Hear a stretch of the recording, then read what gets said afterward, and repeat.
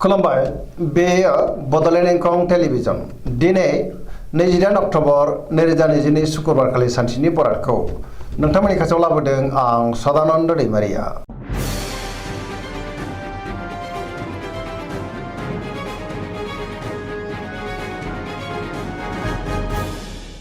सिगां फरायनो लादों मेष राशि गिबि हांखो अ ल दिनैनि साना जोबोर मोजां गोसोखौ दिनै जोबोर गोजोननाय मोनगोन जेनिबो आंखाल जानाय नङा। बहाबा दावबायनो एबा हान्थिनो खाबु मोननोबो हागौ आरो मोजाङैनो हान्थिनोबो हागोन। मावनो हानाय खामानिखौ थि समावनो आरो गोरलैयैनो मावफुंनोबो हागोन। देहाया मोजाङै थागोन अब्लाबो नाथाय जानाय लोंनायाव सांग्रां जानांगोन। बहानिफ्रायबा मोजां खौरां फैनोबो हागौ। रांखावरियाव मोजां अब्लाबो नाथाय खरसायाबो बांनो हागौ। बेफार फालांगियाव मोजां होनजायो। सोरजोंबा बाख्नाय जानो हागौ। न'खराव अननानै फैगोन। बिमा बिफानि अननाय आरिफोरखौबो दिनै मोननो हागोन। गोसोनि बोलोआ बांगोन। समाजाव गोबां मान मोनगोन। लाइमोनफ्रा जोबोर खुसि जागोन आरो गावबा गावनि गोसोनि साननायखौ फोरमायलायनोबो हागोन। वृष राशि गिबि हांखो इ अ ब दिनैनि साना जोबोर मोजां गोसोखौ दिनै जोबोर गोजोननाय मोनगोन। गोसोनि बोलोआ बांगोन। मावनो हानाय खामानिखौ थि समावनो आरो गोरलैयैनो मावफुंनोबो हागोन। सोरजोंबा बाख्नाय जानो हागौ। समाजाव दिनै गोबां मान मोननो हागौ। रांखावरियाव मोजां बेफार फालांगियावबो मोजां होनजायो अब्लाबो नाथाय खरसायाबो बांनो हागौ। गुबुनजों मोजां सोमोन्दो लाखिनो रोंगोन। न'खराव बिमा बिफानि अननायखौ मोननो हागोन। सोरजोंबा बाख्नाय जानो हागौ। देहाया दिनै मोजाङैनो थागोन। गुबुननिफ्राय थोजासे हेफाजाबबो मोननो हागौ। गोसोनि साननायफ्रा दिनै मोगथाङाव जाफुंगोन। पजिटिभ एनार्जिनि गोहोम गोग्लैगोन।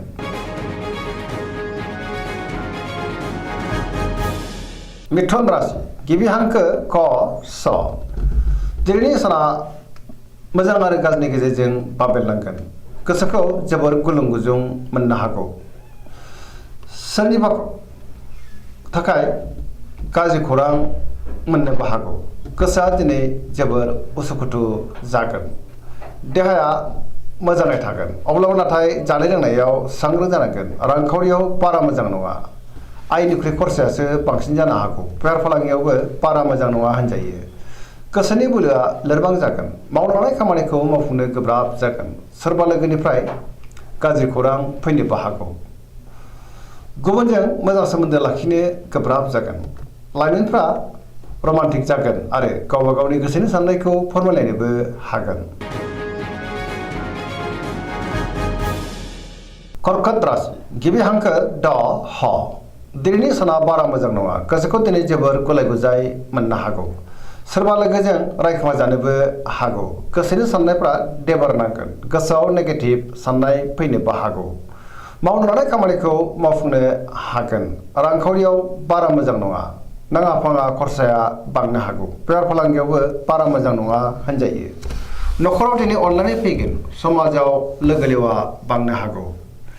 देहाया बारा मोजां थानाय नङा। जानाय लोंनायाव सांग्रां जानांगोन। गोबां रोखोमनि देहायारि जेंनाजों मोगा मोगि जानांनोबो हागौ। फरायसाफ्रा दिनै फरायनायाव गोसो दुंखांगोन आरो मोजां फिथाइ मोननोबो हागोन।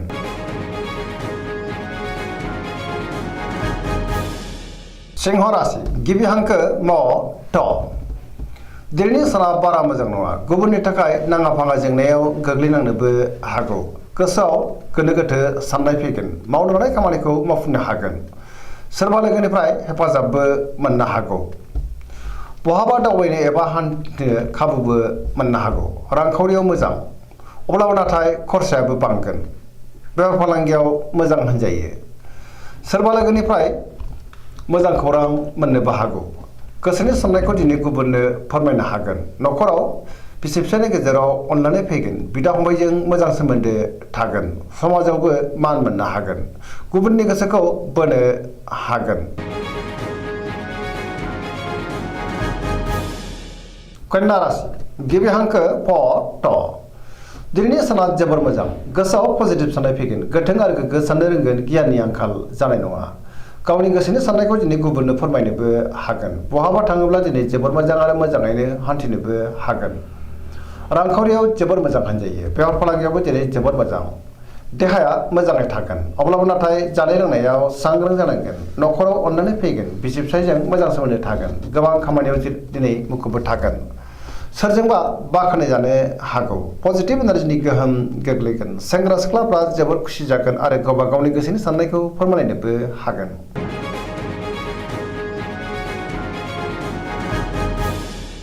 तुला राशि गिबि हांखो र ट दिनैनि साना जोबोर मोजां गोबां रोखोमनि जेंनाफोरखौ दिनै सुस्रांनो हागोन गोसोखौ जोबोर गोजोननायबो मोनगोन गियाननि आंखाल जानाय नङा सिगांनि बबेबा आद्रा खामानिखौ दिनै मावफुंनो हागोन गोसोनि साननायफ्रा मोगथाङाव जाफुंनो हागौ मावनो हानाय खामानिखौ थि समावनो मावफुंनो हागोन देहाया मोजाङै थागोन रांखावरियाव मोजां अब्लाबो नाथाय खरसायाबो बांनो हागौ बेफार फालांगियावबो मोजां होनजायो समाजाव मान मोनगोन गुबुननि थाखाय गोबां मोजां खामानि मावनानै होनोबो हागोन सोरबा लोगोनिफ्राय मोजां खौरां फैनोबो हागौ गोदान खामानियाव दिनै आखाइ होजेननो हागोन सेंग्रा सिख्लाफ्रा जोबोर रमान्टिक जागोन आरो गावबा गावनि गोसोनि साननायखौ फोरमायलायनोबो हागोन पजिटिभ एनार्जिनि गोहोमबो गोग्लैगोन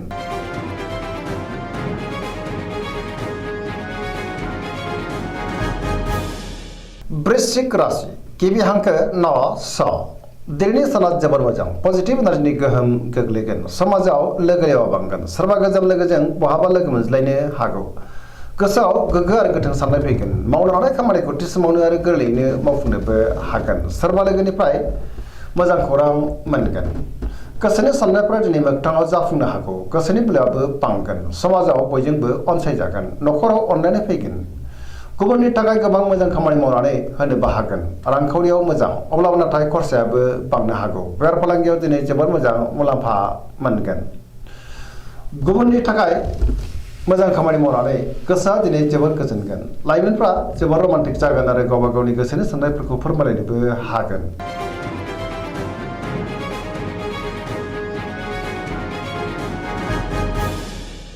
धनु राशि गिबि हांखो ढ फ भ दिनैनि साना जोबोर मोजां गोसोखौ दिनै जोबोर गोजोननाय मोनगोन गोसोआव बोलो बांगोन मावनो हानाय खामानिखौ थि समावनो आरो गोरलैयैनो मावफुंनोबो हागोन सिगांनि बबेबा आद्रा खामानियाबो दिनै मावफुंजानो हागौ गोसोनि साननायफ्रा दिनै मोगथाङाव जाफुंनो हागौ रांखावरियाव मोजां बेफार फालांगियावबो दिनै जोबोर मोजां आयाबो बांनो हागौ गुबुनजों मोजां सोमोन्दो लाखिनोबो रोंगोन समाजाव मान मोनगोन बहाबा थाङोब्ला दिनै जोबोर मोजां आरो मोजाङैनो हान्थिनोबो हागोन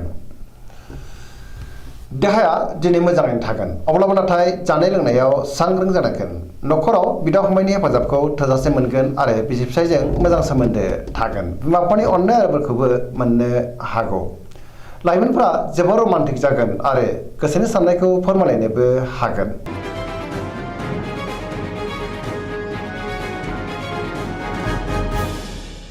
मकर राशि गिबि हांखो ख ज दिनैनि साना जोबोर मोजां गोसोनि साननाया मोगथाङाव जाफुंनो हागौ मावनो हानाय खामानिखौ थि समावनो आरो गोरलैयैनो मावफुंनोबो हागोन रांखावरियाव दिनै जोबोर मोजां अब्लाबो नाथाय खरसायाबो बांनो हागौ बेफार फालांगियाव मोजां मुलाम्फा मोनगोन सोरजोंबा बाख्नाय जानोबो हागौ गुबुनजों मोजां सोमोन्दो लाखिनोबो रोंगोन मोनफ्रोमबो खामानिखौ दिनै मोजाङैनो मावफुंलांनो हागोन सिगांनि बबेबा आद्रा खामानियाबो दिनै मावफुंजानो हागौ गोदान खामानियाव आखाइ होजेननोबो हागोन न'खराव दिनै अनलायनाय फैगोन बिमा बिफानि अननाय आरोफोरखौ मोननो हागौ लाइमोनफ्रा गावबा गावनि गोसोनि साननायखौ फोरमायलायनो हागोन आरो गोसोआ दिनै जोबोर खुसि जागोन फरायसाफ्रा फरायनायाव गोसो दुंखांगोन आरो मोजां फिथाइ मोननोबो हागोन पजिटिभ एनार्जिनि गोहोम गोग्लैगोन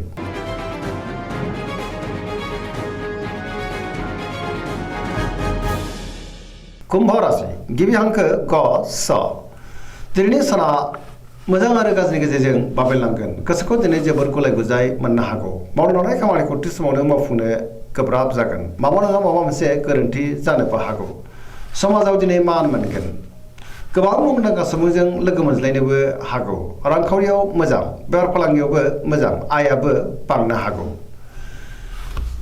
सोरजोंबा रायखोमा जानोबो हागौ सांग्रां जानाया गाहाम नेगेटिभ एनार्जिनि गोहोमबो गोग्लैनो हागौ न'खराव अनलायनाय फैगोन गुबुननि हेफाजाबखौ मोननो हागोन बिमा बिफानि अननाय आरोफोरखौ मोननो हागौ बहाबा हान्थियोब्ला लामा सामायाव सांग्रां जानांगोन